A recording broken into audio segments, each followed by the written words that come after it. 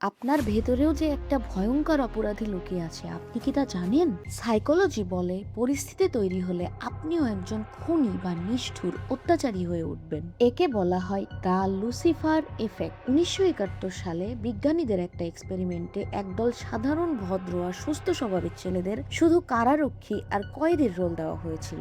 মাত্র 6 দিনেই সেই ভালো ছেলেগুলা কয়েদিদের উপর এমন অমানবিক নির্যাতন শুরু করেছিল যে এক্সপেরিমেন্টটি মাঝপথেই বন্ধ করতে হয়েছিল। যেখানে একটা সুন্দর পরিবেশের ভদ্র ও মার্জিত মানুষও নির্দিষ্ট একটা অন্ধকার পরিস্থিতিতে পড়লে চরম নিষ্ঠুর হয়ে উঠতে পারে।